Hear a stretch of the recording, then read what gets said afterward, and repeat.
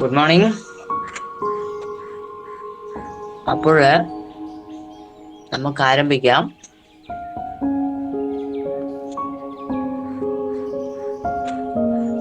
ടീച്ചറിന്റെ കാണാൻ പറ്റുന്നുണ്ടല്ലോ? ഉണ്ട് സാർ. ഗൂഗിൾ മീറ്റുകാർക്കോ കാണാൻ പറ്റുന്നുണ്ട് സാർ. അപ്പോൾ good morning all of you. Good morning sir. ഇന്നലെ നിങ്ങളോട് ഞാൻ പറഞ്ഞതാണ് 6 മണിക്ക് ശേഷം ആര് ജോയിൻ ചെയ്യാൻ ശ്രമിച്ചാലും നടക്കൂല എന്ന്. സോ അപ്പോൾ നമ്മൾ ഇന്നലെ പഠിച്ചു നിർത്തിയത് ഏതായിരുന്നു? ഏത് സിസ്റ്റം ആയിരുന്നു? മാനസബ്ദാരി സിസ്റ്റം എന്താണെന്ന് എല്ലാവർക്കും മനസ്സിലായി കഴിഞ്ഞു. മനസ്സിലായല്ലോ? ഇനി മനസ്സിലാകാത്തവരുണ്ടോ? ഇല്ല സാർ. എല്ലാവർക്കും മനസ്സിലായല്ലോ? മനസ്സിലായി. നമ്മുടെ അടുത്തേക്ക് നോക്കുന്നത്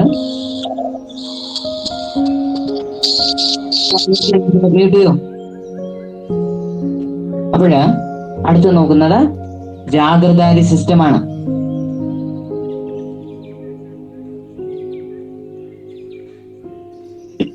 Jagradari system was another reforms introduced by the Mughal emperors to make the administration more effective. The Jagradari system was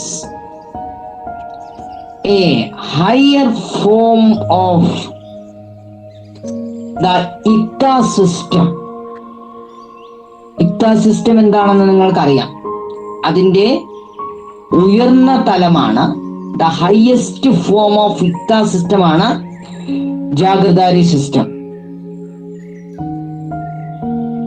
of the sultanate period. നിങ്ങൾ ഓർക്കുന്നുണ്ടാവും, സുൽത്താനേറ്റ് കാലഘട്ടം പഠിച്ചപ്പോൾ ആ സുൽത്താനേറ്റ് കാലഘട്ടത്തിലെ സുൽത്താനേറ്റ് കാലഘട്ടത്തിൽ നമ്മൾ പഠിച്ച ഒരു സമ്പ്രദായമാണ് ഇക്താ സമ്പ്രദായം അഥവാ ഇക്താ സിസ്റ്റം. ഇക്താ സിസ്റ്റം എന്താണെന്ന് നിങ്ങൾക്കറിയാം. അപ്പൊ അതിന്റെ ഉയർന്ന തലമാണ് ജാഗ്രതാരി സമ്പ്രദായം. The highest form of iqta system is jagirdari system. It was a system which granted grant in lieu of salary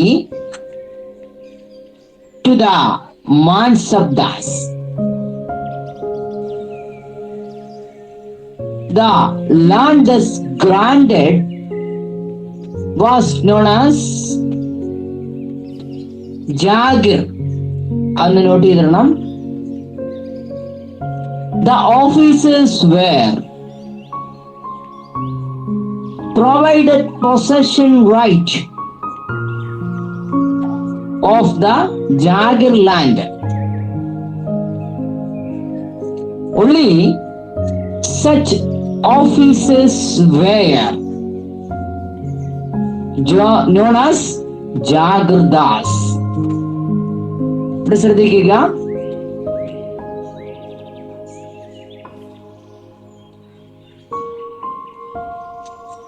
jagirdari എന്ന് പറഞ്ഞാല് മുഗൾ ചക്രവർത്തിമാര് അവരുടെ ഭരണം കാര്യക്ഷമമാക്കുന്നതിനായിട്ട് കൊണ്ടുവന്ന ഒരു അഡ്മിനിസ്ട്രേറ്റീവ് റിഫോമാണ്, അല്ലെങ്കിൽ ഭരണ പരിഷ്കാരമാണ് ജാഗ്രതാരി സമ്പ്രദായം എന്ന് പറയുന്നത്. മനസ്സിലായോ? ഭരണം എഫക്റ്റീവ് ആക്കുക എന്ന ഒരു ഉദ്ദേശ ലക്ഷ്യമാണ്, അല്ലെങ്കിൽ ഭരണം കാര്യക്ഷമമാക്കുക എന്ന ഒരു ലക്ഷ്യത്തോടു കൂടി മുഗൾ ചക്രവർത്തിമാർ മുന്നോട്ട് കൊണ്ടുവന്ന ഒരു ഭരണ പരിഷ്കാരമാണ് ജാഗിർദാരി സമ്പ്രദായം അഥവാ ദ സിസ്റ്റം ഓഫ് ജാഗിർദാരി.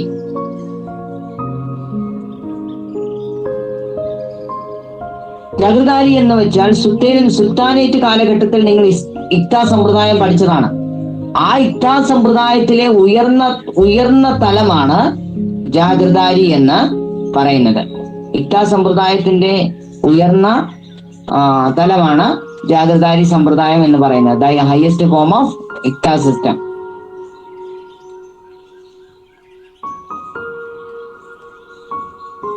ഇതെന്ന് പറഞ്ഞാൽ നമ്മൾ മാൻസബ്ദാരി സിസ്റ്റം പഠിച്ചതാണ്. ഈ മാൻസബ്ദാർമാർക്ക് ശമ്പളത്തിന് പകരമായിട്ട് ഭൂമി പതിച്ചു നൽകുന്ന ഒരു സമ്പ്രദായമാണ് എന്ത് ജാഗിർദാരി സിസ്റ്റം. അതായത് നമ്മുടെ അഭിനവിന് ഒരു 3 ലക്ഷം രൂപ സാലറി ഉണ്ട് ഒരു മാസം. എന്തോ ചെയ്യൂടാ ഈ പൈസ എല്ലാം കൊണ്ട്? ആ മെടുക്കൻ. അവിടുന്ന് നമ്മ പലിശ എങ്കിലും കിട്ടുമല്ലേ? കുറച്ച് ഞാൻ കൂടെ ഒക്കെ തരണേ. സോ അപ്പോഴ് ഈ അഭിനവിന് ഒരു മാസം ശമ്പളം കിട്ടി 3 ലക്ഷം രൂപ അവൻ അതുകൊണ്ട് ബാങ്കിൽ ഇട്ടെന്ന് പറഞ്ഞു. അപ്പൊ സർക്കാർ തീരുമാനിക്കണമെങ്കിൽ ഇവൻ അടുത്ത മാസം മുതൽ ശമ്പളമില്ല, മറിച്ച് ഇവന് ഭൂമിയാണ് കൊടുക്കുന്നത്. എന്താണ്? ശമ്പളത്തിന് പകരമായി അവന് ഭൂമി കൊടുക്കുന്നു. മനസ്സിലായോ? അവൻ എന്ത് കൊടുക്കുന്നു? ഭൂമി കൊടുക്കുന്നു. അപ്പൊ ശമ്പളത്തിന് പകരമായിട്ട് ഭൂമി കൊടുക്കുന്നു. അവിടെ ഇത്തരത്തിൽ അഭിനവന് കൊടുത്ത ആ ഭൂമിക്ക് പറയുന്ന പേരാണ് ജാഗിർ. എന്താണ്? ജാഗിർ. മനസ്സിലായോ? ശമ്പളത്തിന് പകരമായിട്ട് ഭൂമി പതിച്ചു നൽകുന്ന ഈ ഒരു സമ്പ്രദായത്തെയാണ് ജാഗിർ എന്ന് പറയുന്നത്. മനസ്സിലായോ? ഈ ജാഗിർ ഭൂമിയുടെ കൈവശാവകാശം മാത്രമാണ്, പൊസഷൻ മാത്രമാണ് ഈ ഉദ്യോഗസ്ഥന് നൽകിയിട്ടുള്ളത്. അത് കൈവശം വെക്കാൻ മാത്രമേ അവകാശമുള്ളൂ. മറിച്ച് അഭിനവിനെ കൊണ്ട് അഭിഷേകിന് വിൽക്കാൻ പറ്റത്തില്ല.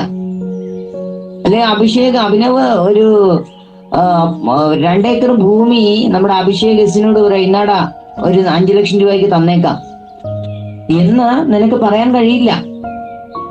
കാരണം ഈ ഭൂമിയുടെ കൈവശാവകാശം മാത്രമാണ് നിനക്കുള്ളത്. മനസ്സിലായോ? ആ അങ്ങനെ ഇത്തരത്തിൽ കൃഷിയൊക്കെ ചെയ്യാമോ? അവൻ എന്തും ചെയ്യാം. അവൻ ആ ഭൂമിക്കകത്ത് എന്തും ചെയ്യും. കാരണം അവന്റെ കൈവശമുള്ള ഭൂമിയാണത്. അവൻ ജോലി ചെയ്തതിന് രാജാവ് കൊടുത്ത പ്രതിഫലമാണ്. ആ പ്രതിഫലം അവൻ എന്തും ചെയ്യാം, പക്ഷെ സെല്ല് ചെയ്യാൻ മാത്രം പറ്റില്ല. മനസ്സിലായോ? മനസ്സിലായി സാർ. നീ വിറ്റേക്കരുത് കേട്ടോ? കേട്ടോടാ അഭിനവേ, ഞങ്ങൾ അറിയാതെ നീ ഭൂമി വിറ്റേക്കരുതെന്ന്. ആ അപ്പോ ശ്രദ്ധിക്കുക. അപ്പോൾ ഇത്തരത്തിൽ ഭൂമി കൈവശം വെക്കുന്ന ആളിനെ പറയുന്ന പേരാണ് ജാഗിർദാർമാർ അഥവാ ജാഗിർദാസ്. ഈ ഭൂമിയെ പിടിക്കുന്ന പേര് ജാഗിർ, ഇത് കൈവശം വെക്കുന്ന ആളെ പറയുന്ന പേര് ജാഗിർദാർ. ഓക്കെ, മനസ്സിലായല്ലോ?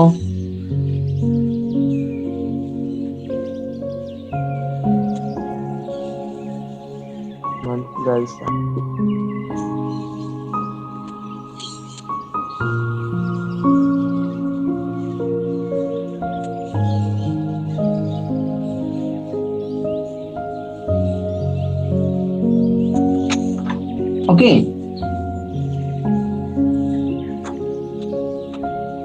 The Ikta system Jagdar were lived in or ruled over the land.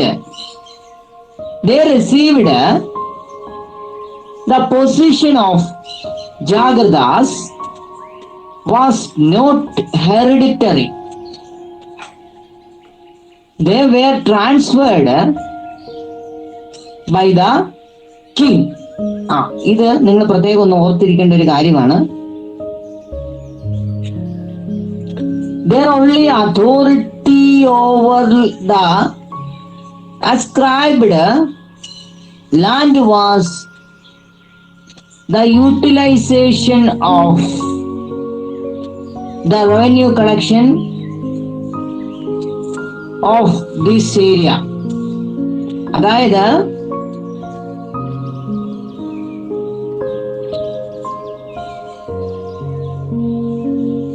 ഇക്താ system നമ്മൾ പഠിച്ചപ്പോൾ പറഞ്ഞാണ്, അവർക്ക് ലഭിച്ച ഭൂമിയിൽ അവർക്ക് താമസിക്കുകയോ ജാഗിർദാർമാർക്ക് താമസം ആകാം അവർക്ക് ലഭിച്ച ഭൂമിയിൽ,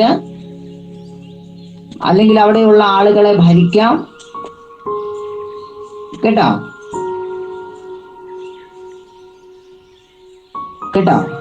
ഇക്താ സമ്പ്രദായത്തിലെ പോലെ തന്നെ ജാഗ്രത സമ്പ്രദായത്തിലും അവർക്ക് ലഭിച്ചിട്ടുള്ള ഭൂമിയിൽ താമസിക്കും. താമസിക്കുകയും ചെയ്തിരുന്നില്ല, ഭരണ നിർവഹണം നടത്തുകയും ചെയ്തിരുന്നില്ല. മനസ്സിലായി? അവർ ആ ഭൂമിയിൽ താമസിക്കത്തില്ല. ഇക്താ പഠിച്ചപ്പോൾ നിങ്ങൾക്ക് അറിയാം, ഇക്താ സിസ്റ്റം പഠിച്ചല്ലേ സുൽത്താനേറ്റ് പീരീഡില്. ആ ഇക്താ സിസ്റ്റത്തിലെ പോലെ തന്നെ ഇവിടെ ഈ ഭൂമിയിൽ, ഇവർക്ക് ലഭിച്ച ഭൂമിയിൽ അവർ താമസിക്കുകയോ ഭരണ നിർവഹണം നടത്തുകയോ ചെയ്തിരുന്നില്ല. മറ്റൊരു കാര്യം, ഈ ജാഗൃതാരി പദവി എന്ന് പറയുന്നത് ഹെറിഡിറ്ററി അല്ല, അഥവാ പരമ്പരാഗതമല്ല. ഇപ്പോൾ നമ്മളുടെ അഭിഷേകസിന് അവന്റെ അച്ഛന് ഒരു 10 ഏക്കർ ജാഗർ ഭൂമിയുണ്ട്. ആ ജാഗർ ഭൂമി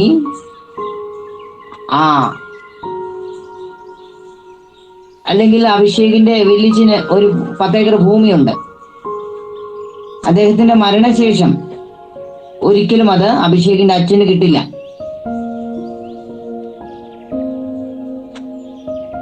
കേട്ടോ? അതിനുശേഷം അദ്ദേഹം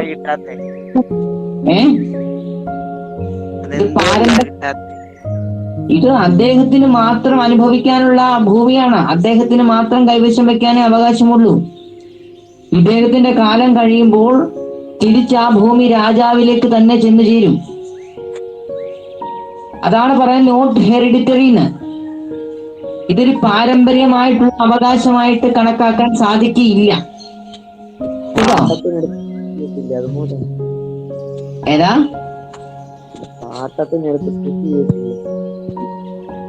പാട്ടത്തിന് എടുത്ത് കൃഷി ചെയ്യുമ്പോ നമ്മള് പാട്ട് അങ്ങോട്ട് കൊടുക്കണ്ടേ? അതുപോലല്ലേ കൃഷി ചെയ്യാൻ സ്ഥലവും പിന്നെ ഇത് അദ്ദേഹത്തിന് കൈവശം വെക്കാനാ. അത് അവിടെ വേണമെങ്കിൽ വേറെ ആൾക്കാർ താമസിക്കുന്നുണ്ടെങ്കിൽ അദ്ദേഹത്തിന് അവിടെ ആ ആൾക്കാരുടെ റവന്യൂ കളക്ട് ചെയ്യാൻ പറ്റും. അതുപോലത്തെ ആനുകൂല്യങ്ങളൊക്കെ ഉണ്ട്. അതുകൊണ്ട് ഇത്തരത്തിൽ എന്താ പറയാ, പാട്ടകൃഷിയും ഇതും തമ്മിൽ വ്യത്യാസമുണ്ട് കേട്ടോ. ഇത് ഒരിക്കലും പാട്ടകൃഷി അല്ല, നോട്ട് ഹെറിഡിറ്ററി ആണ്. അതായത് ഇത് പാട്ടമല്ല, ഇത് പാരമ്പര്യമല്ല. ഇപ്പോൾ എന്റെ കൈവശം ഉണ്ടെങ്കിൽ എന്റെ മരണശേഷം എന്റെ മകൻ അത് കിട്ടില്ല, വീണ്ടും അത് ആരിലേക്ക് തന്നെ തിരിച്ചു പോകും? രാജാവിലേക്ക് തന്നെ തിരിച്ചു പോകും. കേട്ടോ? അതേപോലെ തന്നെ ഇപ്പോൾ അഭിനവിന്റെ കയ്യിലിരിക്കുന്ന ഭൂമി ചിലപ്പോൾ അടുത്ത വർഷം വേറെ ആൾക്ക് കൊടുത്തിട്ട് രാജാവ് എന്ത് ചെയ്യും? അവന് അവിടെ ആ ഭൂമി വേറെ ആൾക്ക് കൊടുത്തിട്ട് അവന്റെ ഇരിക്കുന്ന ഭൂമി വേണമെങ്കിൽ അഭിനവിന് കൊടുക്കാം. അങ്ങനെയും ചെയ്യാം. കേട്ടോ?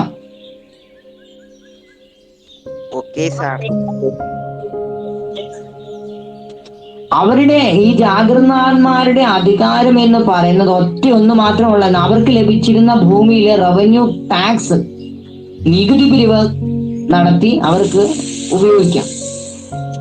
മനസ്സിലായോ? ഇപ്പോൾ ആ ഭൂമിയിലെ 10 പേര് കൃഷി ചെയ്യുന്നുണ്ടെന്ന് വെക്കുക, അവരുടെ കയ്യിൽ നിന്നും ടാക്സ് കളക്ട് ചെയ്യാം അഭിനവിന്. അത് അവന്റെ ഒരു വരുമാനമാണ്, രാജാവിന് അടയ്ക്കണ്ട. മനസ്സിലായോ? ആ പണം ആർക്ക് ഉപയോഗിക്കാം?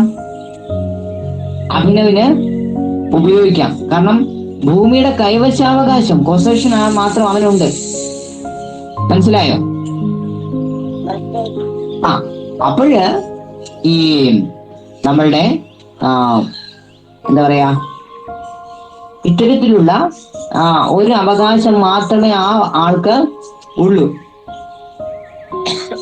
മനസ്സിലായോ? നികുതി അവന് പിരിച്ചെടുത്ത് ഉപയോഗിക്കാം.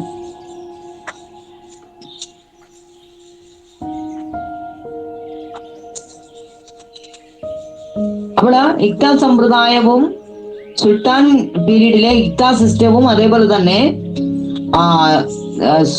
മുഗൾ പീരീഡിലെ ജാഗിർദാരി സിസ്റ്റവും തമ്മിൽ ഉള്ള ഡിഫറൻസ് എന്തൊക്കെയാണെന്ന്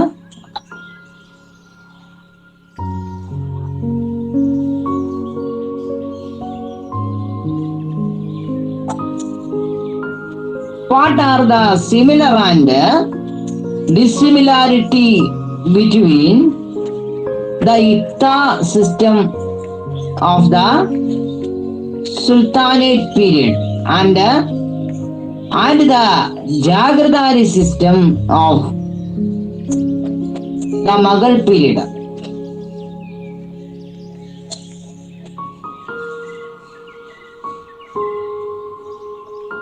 അപ്പോൾ ഇത്രയും ഭാഗം മനസ്സിലായോ? എന്തെങ്കിലും സംശയമുണ്ടോ? അടുത്ത് നമ്മള് വടക്കേ ഇന്ത്യയിൽ നിന്നും തെക്കേ ഇന്ത്യയിലേക്ക് വരികയാണ്. വടക്കേ ഇന്ത്യ കവർ ചെയ്ത് നമ്മള് ദക്ഷിണേന്ത്യയിലേക്ക് പ്രവേശിക്കുകയാണ്. ചോള അഡ്മിനിസ്ട്രേഷൻ ആണ്. എന്താണ്? The Chola administration. Okay.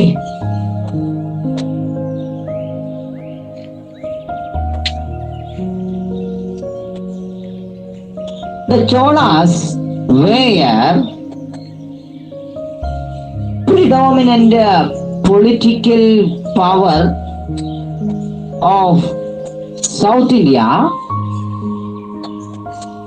between 9th and the 14th century CE.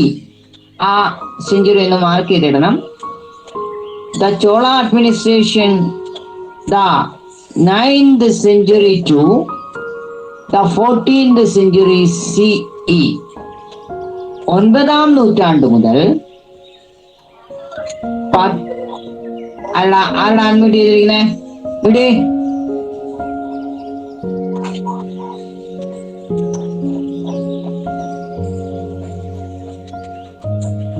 അപ്പോഴ് എന്താണ്? 9ാം നൂറ്റാണ്ട് മുതൽ 14ാം നൂറ്റാണ്ട് വരെയുള്ള കാലത്ത് ദക്ഷിണേന്ത്യയില് തെക്കേ ഇന്ത്യയില് ഭരണം നടത്തിയിരുന്ന വിഭാഗമാണ് ചോള രാജാക്കന്മാര്, ചോളന്മാർ. കേട്ടോ? ആരാണ്? ചോളന്മാർ. ആരാണ്?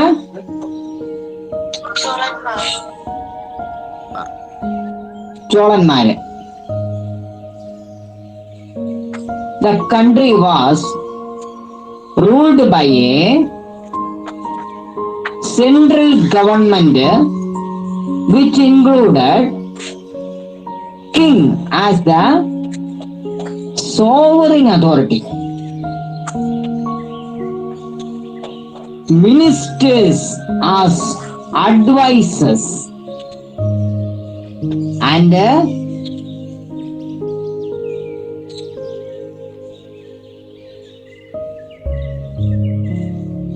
king as the sovereign and the officers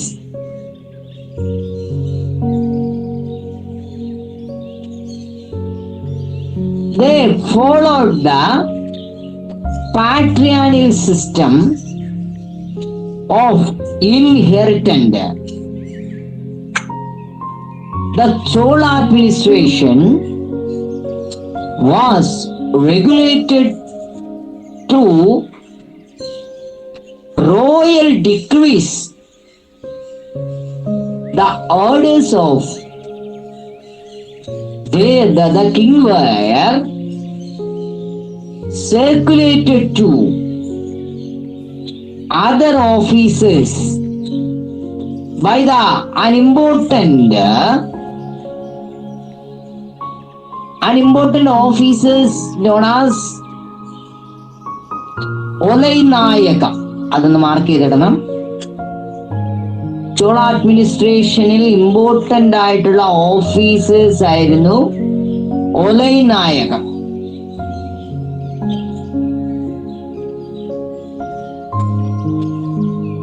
The naval power, the Chola kings organized a very strong army. The Cholas were the greatest naval power of that period. The Bay of Bengal was known as the lake of the Chola. The Cholas extended their empire up to Malaysia, Indonesia, Ceylon, etc. The major reason for this was their naval supremacy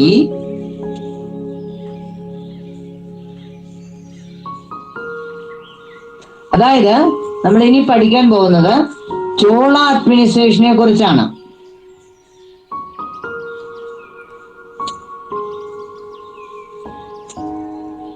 ചോളന്മാർക്ക് സുശക്തമായിട്ടുള്ള ഒരു സൈനിക ശക്തി ഉണ്ടായിരുന്നു. മനസ്സിലായോ? ചോളന്മാർക്ക് സുശക്തമായിട്ടുള്ള, അവര് ഏറ്റവും കൂടുതൽ സൈനിക ശക്തി അവർക്ക് ഉണ്ടായിരുന്നത് നാവികസേനയിലാണ്. മനസ്സിലായോ? നേവിയിലാണ്. ആ കാലത്ത്, അതായത് 19 മുതൽ 14 വരെയുള്ള നൂറ്റാണ്ടുകളിൽ ഏറ്റവും സുശക്തമായിട്ടുള്ള ഒരു നാവിക പടയായിരുന്നു ചോളന്മാർക്ക് ഉണ്ടായിരുന്നത്.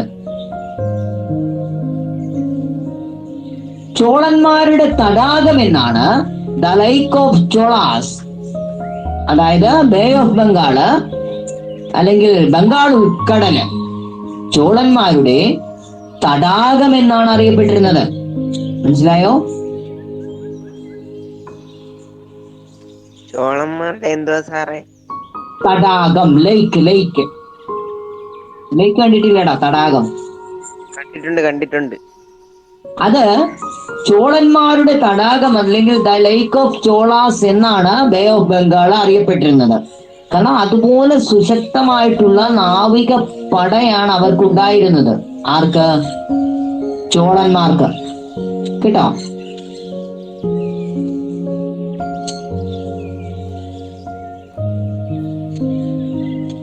അങ്ങനെ സുശക്തമായിട്ടുള്ള നാവികപ്പട ഉണ്ടായിരുന്ന ചോളന്മാർ അവരുടെ രാജ്യം എക്സ്റ്റെൻഡ് ചെയ്തു, അല്ലെങ്കിൽ രാജ്യത്തിന്റെ വിസ്തൃതി വർദ്ധിപ്പിച്ചു.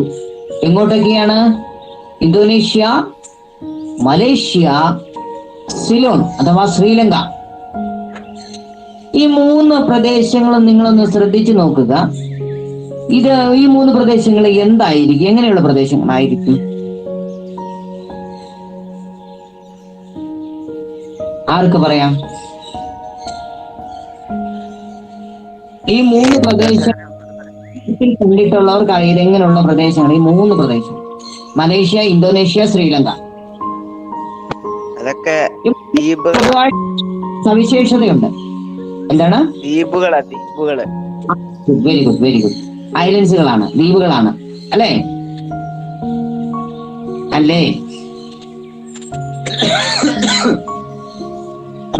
അതെ. ദ്വീപുകളിലേക്ക് മാത്രം ഇവരുടെ എന്താ പറയാ രാജ്യം എക്സ്റ്റെൻഡ് ചെയ്യണമെങ്കിൽ അതിന് സുശക്തമായിട്ടുള്ള ഒരു നാവികപ്പട ഉണ്ടെങ്കിൽ മാത്രമേ, അല്ലെ ഒരു സ്ട്രോങ് ആയിട്ടുള്ള ഒരു നേവി ഉണ്ടെങ്കിൽ മാത്രമേ കഴിയത്തുള്ളൂ, അല്ലെ? നേവി ഇല്ലാതെ കടലിലോട്ട് പോകാൻ പറ്റുമോ? കുതിരകളെ കൊണ്ട് കടലിലോട്ട് പോകാൻ പറ്റുമോ? ഇല്ല. സ്ട്രോങ് ആയിട്ടുള്ള ഒരു നേവി ഉണ്ടെങ്കിൽ മാത്രമേ എന്ത് ചെയ്യാൻ കഴിയൂ? ഇത്തരത്തിലുള്ള ഐലൻഡ്സ് എന്ത് ചെയ്യാൻ പറ്റൂ? ക്യാപ്ചർ ചെയ്തെടുക്കാനായിട്ട് അല്ലെങ്കിൽ പിടിച്ചെടുക്കാനായിട്ട് പറ്റത്തുള്ളൂ. മനസ്സിലായോ?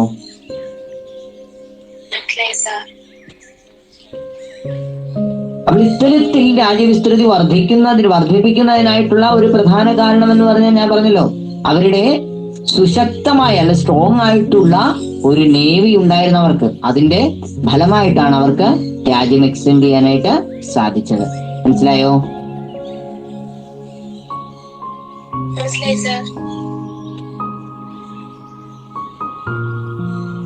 ചോളന്മാര് ദക്ഷിണേന്ത്യയിലെ ഒരു പ്രധാനപ്പെട്ട രാഷ്ട്രീയ ശക്തിയായിരുന്നു. ഏതാണ്ട് 9-ാം നൂറ്റാണ്ട് മുതൽ 14-ാം നൂറ്റാണ്ട് വരെ തെക്കേ ഇന്ത്യയിൽ അതിശക്തമായിട്ടുള്ള ഒരു രാഷ്ട്രീയ ശക്തിയായിരുന്നു ചോളന്മാര്.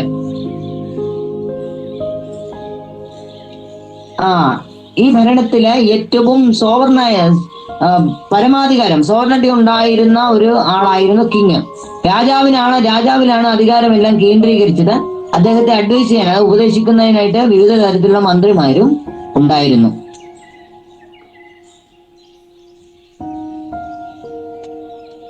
മനസ്സിലായോ? മന്ത്രിമാരും ഉദ്യോഗസ്ഥരും രാജാവും എല്ലാം ചേർന്ന ഒരു കേന്ദ്രീകൃത ഭരണമാണ്, അല്ലെങ്കിൽ ഒരു ഉദ്യോഗസ്ഥ വൃന്ദം ആയിരുന്നു രാജ്യം ഭരിച്ചിരുന്നത്. മനസ്സിലായോ? മനസ്സിലായി സാർ. രാജഭരണത്തിന്റെ പിന്തുടർച്ചാവകാശം. രാജാവ് മരിച്ചു കഴിഞ്ഞാൽ അടുത്ത രാജാവ് സാധാരണഗതിയിൽ മരുമക്കത്തായം അനുസരിച്ചായിരുന്നു ഉണ്ടായിരുന്നതെങ്കിൽ ഇവിടെ മക്കത്തായം അനുസരിച്ച് പേട്രിയാർക്കൽ സമ്പ്രദായമായിരുന്നു. അതായത് രാജാവ് മരിച്ചാൽ രാജാവിന്റെ മകനാണ് അധികാരം ലഭിച്ചിരുന്നത്. മനസ്സിലായോ? ഭരണം അഡ്മിനിസ്ട്രേഷൻ കൺട്രോൾ ചെയ്തിരുന്നത് രാജശാസനങ്ങൾ വഴിയായിരുന്നു.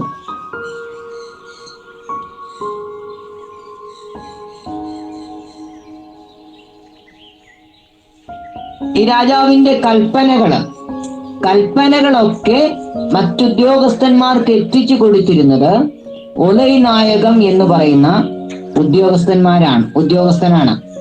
മനസ്സിലായോ? നമ്മളുടെ ഇവിടെ ഒലൈനായകം എന്ന ഉദ്യോഗസ്ഥൻ വാട്സാപ്പാണ്, അല്ലെ? ഞാൻ നൽകുന്ന നിർദ്ദേശങ്ങള് നിങ്ങൾക്ക് എത്തിച്ചു തരുന്നത് ആരാണ്? ഇപ്പോഴത്തെ നമ്മുടെ രാജാവ് ആരാണ്? രാജാവ് ഞാനാണ്. അപ്പോൾ എന്റെ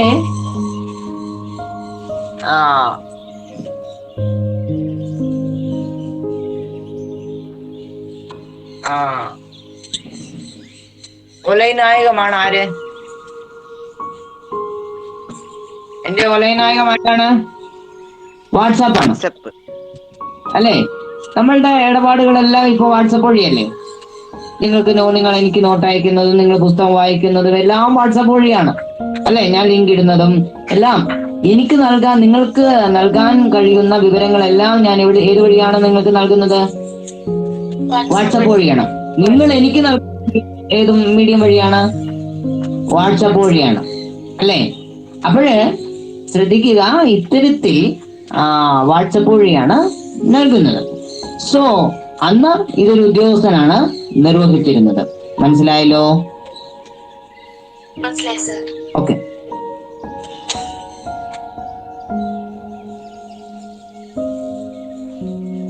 ചോള ഭരണത്തിന്റെ ഞാൻ മുമ്പ് പറഞ്ഞു, ചോള ഭരണത്തിന്റെ ഏറ്റവും വലിയ ഒരു ഫീച്ചർ എന്ന് പറയുന്നത് important features of Chola administration is strong navy. അതായത് സുശക്തമായ ഒരു നാവികപ്പടയായിരുന്നു നമ്മളുടെ ചോള അഡ്മിനിസ്ട്രേഷന്റെ പ്രധാനപ്പെട്ട ഒരു സവിശേഷത എന്ന് പറയുന്നത്. ഓക്കെ, ഇത്രയും ഭാവം മനസ്സിൽ സമയം എത്രയും പിള്ളേരെ? ഓക്കെ, നോക്കൂ. Okay, important features of Chola administration is strong military system, including the navy, the village autonomy.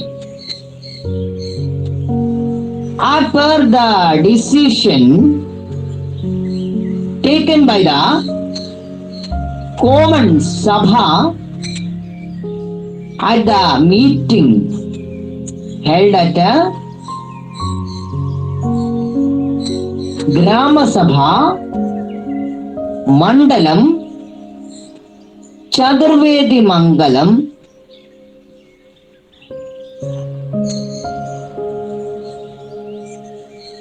it has been decided to elect representative the various committees in accordance with the rules laid down by Grama Sabha.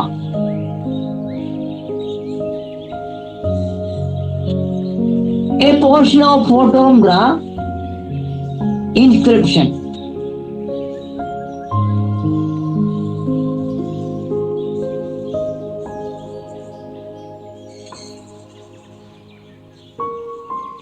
The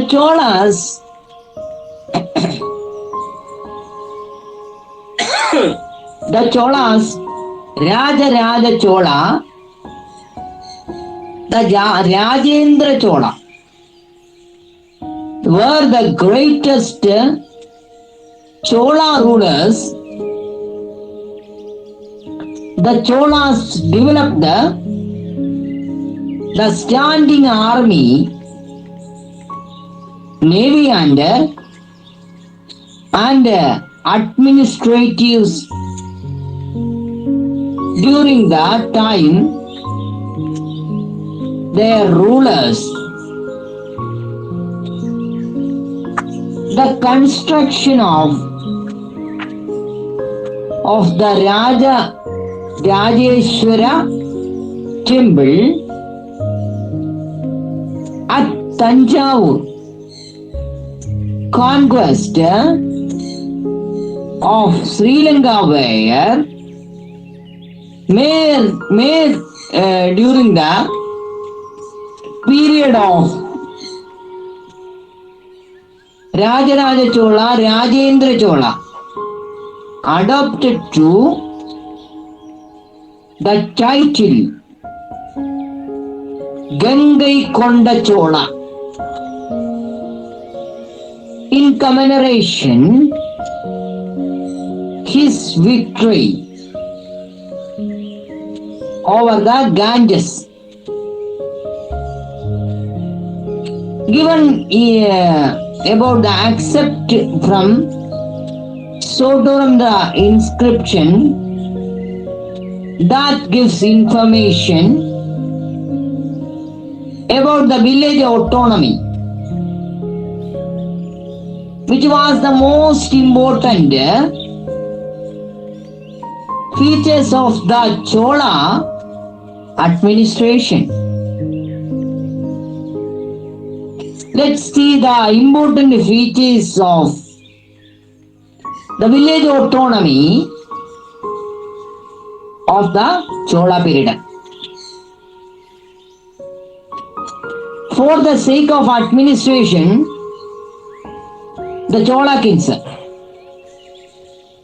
divided into country, mandalams, valanadus, nadus and kotams.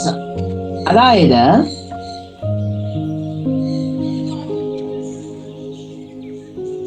in ഇനി നമ്മൾ നോക്കാൻ പോകുന്നത് ഗ്രാമ സ്വയംഭരണം അഥവാ village ഓട്ടോണമിയാണ്.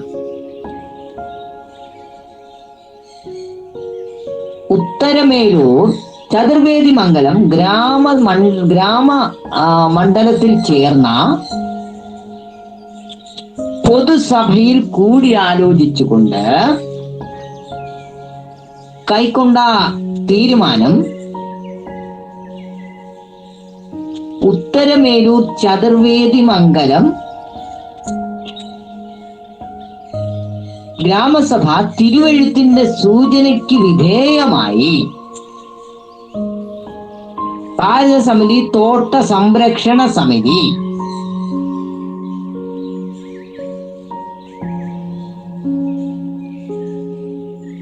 വാർഷിക സമിതി, തോട്ട സംരക്ഷണ സമിതി,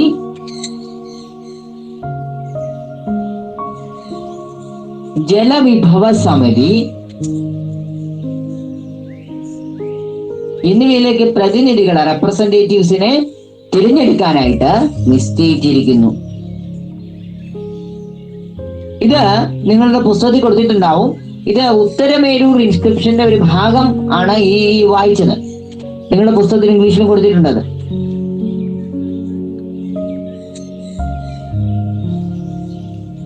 ഈ ചോളന്മാരില് ഏറ്റവും പ്രശസ്തന്മാരായ രണ്ട് രാജാക്കന്മാരായിരുന്നു.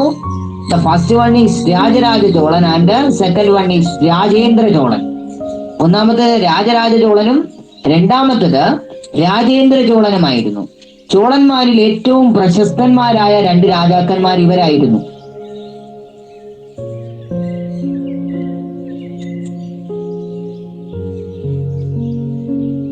ഇവരുടെ ഭരണകാലത്താണ് ചോളന്മാർക്ക് ഒരു സ്ഥിരം സൈന്യവും എഫക്റ്റീവായിട്ടുള്ള ഒരു ഭരണവും ഒക്കെ കൈവന്നത് ഇവരുടെ കാലത്താണ്.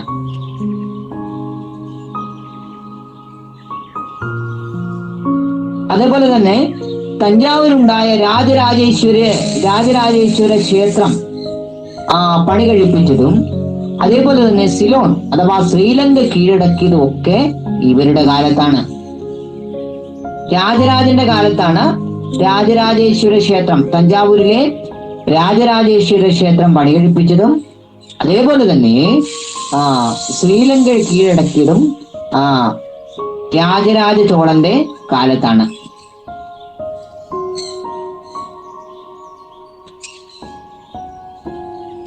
അതേപോലെ തന്നെ രണ്ടാമത്തെ രാജാവായ രാജേന്ദ്ര ചോളൻ, അദ്ദേഹം ഗംഗൈക്കൊണ്ട ചോളൻ, ഗംഗന്മാരെ കീഴടക്കിയത് കൊണ്ട് തന്നെ അദ്ദേഹം ഒരു ബിരുദം സ്വീകരിച്ചു. ഗംഗൈക്കൊണ്ട ചോളൻ. എന്താണ്? ഗംഗൈക്കൊണ്ട ചോളൻ എന്ന ബിരുദം, അതൊരു പട്ടമാണ് കേട്ടോ, അതൊരു സ്ഥാനപ്പേരാണ്. ആ സ്ഥാനപ്പേര് അദ്ദേഹം സ്വീകരിച്ചു. ആര് സ്വീകരിച്ചു? ആരാണ്? രാജേന്ദ്ര ചോളൻ. ചോദിക്കാം, ഹു വാസ് ദ ഗംഗൈക്കൊണ്ട ചോളൻ എന്ന് ചോദിച്ചാൽ എന്തെഴുതണം?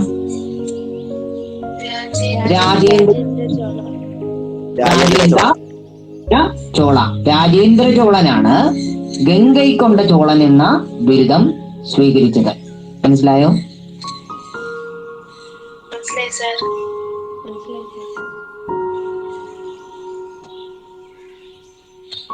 മുകളിൽ നൽകിയിരിക്കുന്നത് നിങ്ങൾ നോക്കുക. ചോള ഭരണത്തിന്റെ ഏറ്റവും വലിയ മറ്റൊരു സവിശേഷത എന്ന് പറയുന്നത് ഒട്ടോണമസ് വില്ലേജ് അഡ്മിനിസ്ട്രേഷൻ ആണ്, ഗ്രാമ സ്വയം ഭരണങ്ങളാണ്. അതും സ്ട്രോങ് മിലിറ്ററി, സ്ട്രോങ് നേവിയെ പോലെ തന്നെ മറ്റൊരു ഇമ്പോർട്ടന്റ് ഫീച്ചറാണ് ഗ്രാമ സ്വയംഭരണം അഥവാ ഒട്ടോണമസ് വില്ലേജ് അഡ്മിനിസ്ട്രേഷൻ എന്നത്. അതിനെക്കുറിച്ചുള്ള ഒരു ഒരു വിവരണമാണ് മുകളിൽ കൊടുത്തിട്ടുള്ള ഉത്തരമേരൂർ ശാസനത്തില് കൊടുത്തിട്ടുള്ളത്.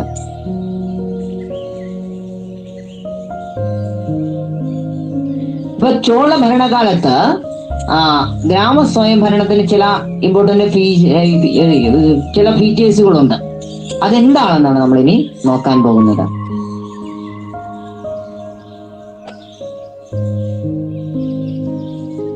ഭരണ സൗകര്യത്തിനായിട്ട് ഇവരെന്ത് ചെയ്തു? രാജ്യത്തെ പലതായിട്ട് നമ്മൾ മുൻപും മുഗൾ പീരീഡിലൊക്കെ രാജ്യത്തെ ഡിവൈഡ് ചെയ്തിട്ടുണ്ട് അല്ലെ, പർഗാനസ് വില്ലേജസ് അല്ലെ.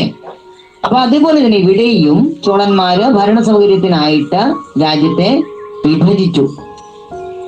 ഏതൊക്കെയാണ്? വളനാഡൂസ്, നാഡൂസ് അല്ലേ അല്ലേ? ഏതൊക്കെയാണ് മണ്ഡലങ്ങള്? വളനാഡൂസ്, മണ്ഡലങ്ങൾ, വളനാടുകൾ, നാടുകൾ, കൊട്ടം.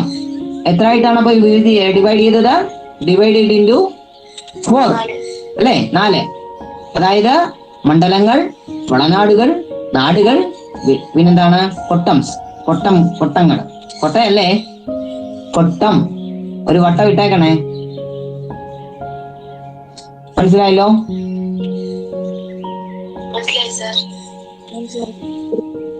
ഇതില് ഏറ്റവും ബേസിക് യൂണിറ്റ് എന്ന് പറയുന്നത് കൊട്ടംസ് ആണ്. കൊട്ടംകളാണ്. ആ കൊട്ടംസ് സ്വയംഭരണമുള്ള ഗ്രാമങ്ങളായിരുന്നു. സ്വയംഭരണമുള്ള ഗ്രാമങ്ങളെ വിളിച്ചിരുന്ന പേരാണ് കൊട്ടംസ്.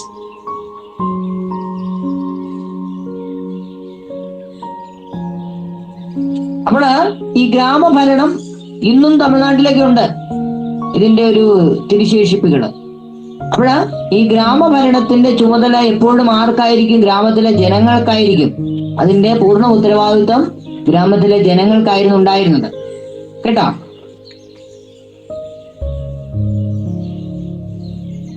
A group of autonomous villages formed a Kottams. All the responsibility and authorities relating to the administration of the villages were vested with the people of the villages. 2 councils known as and the Sabha functions for the purpose of village administration. The people of the whole village was included in the whereas Sabha only a council of the Brahmins. This council assembled on the premises of the temples. The features of Sabha are given below. അതായത് ഗ്രാമഭരണത്തിനായിട്ട് ഊര്, അതേപോലെ തന്നെ സഭ എന്നീ 2 സമിതികള് പ്രവർത്തിച്ചിരുന്നു. അപ്പൊ ഗ്രാമഭരണത്തിന് വേണ്ടി പ്രവർത്തിച്ചിരുന്ന 2 പ്രധാനപ്പെട്ട സഭകൾ ഏതൊക്കെയായിരുന്നു?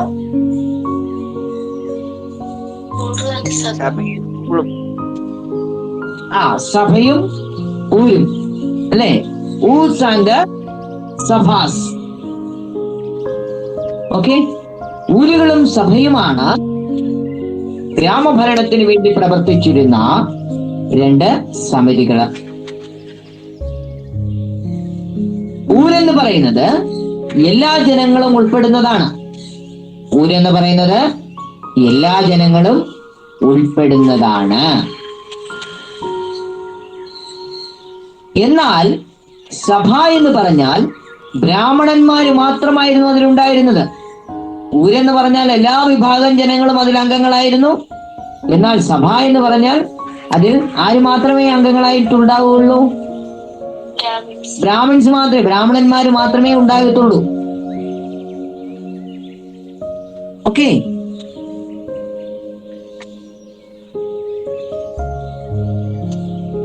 there were separate regulation functioning of the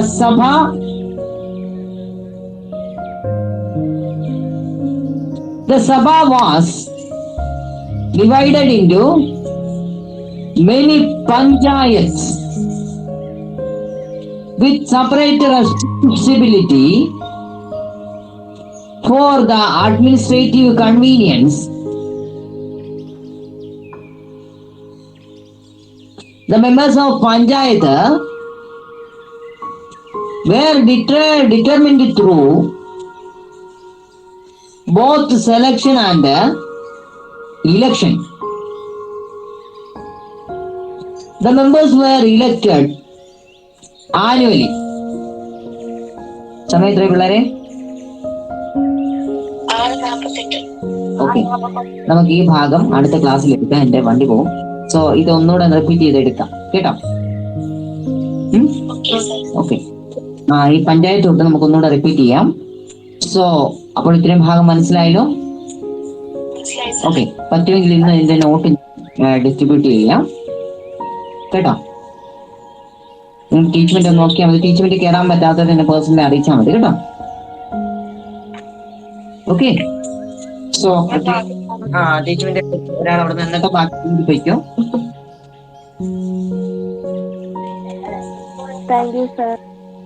ആരാണ് ഇപ്പൊ വന്നിട്ട് ഗുഡ് മോർണിംഗ് പറയുന്നത്?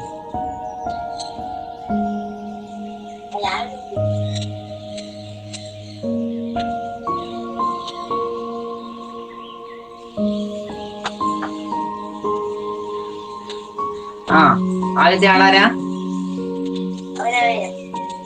നീയാണോ ആദ്യത്തെ? ലെഫ്റ്റ് ചെയ്തു. വേഗം വേഗം പോകോ. അഭിനവല്ലല്ലോ, വേറെ ഒരാളുണ്ടല്ലോ അതിന്റെ മേളില്.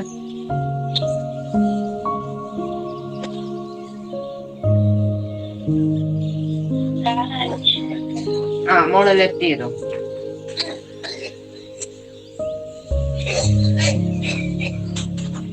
അടുത്ത ആള് അഭിജിത്ത് സുരേഷ്.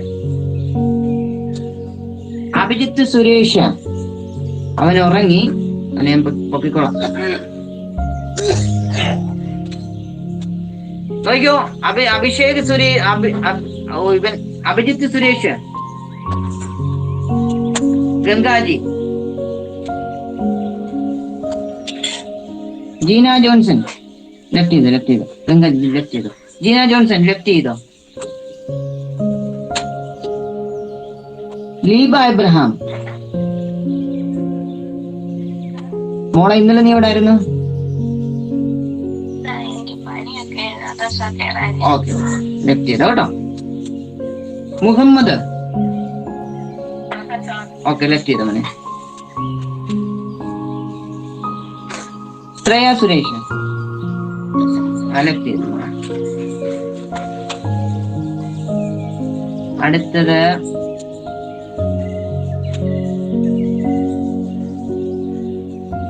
സോനു സജി. ഓക്കെ, ലെഫ്റ്റ് ചെയ്തോളാം മോനെ.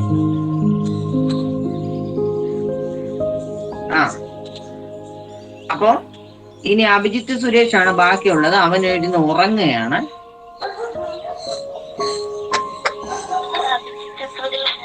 പിന്നെ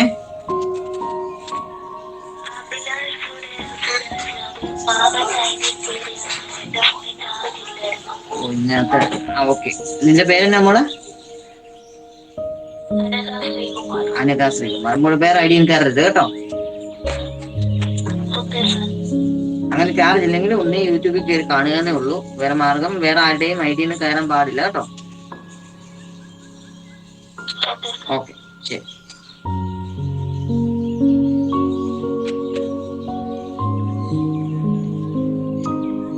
അപ്പോ പിള്ളേരെ നമുക്ക് പോകാം. നമുക്ക്